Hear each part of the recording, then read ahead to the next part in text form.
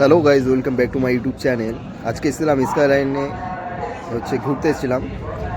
তাই এখানে খুব সুন্দর পরিবেশ। আজকে প্রথম এসেছি আমি, আজকে অনেকদিন পরে। প্রায় বাড়ির পাশে ক্যাফে বিরাজ।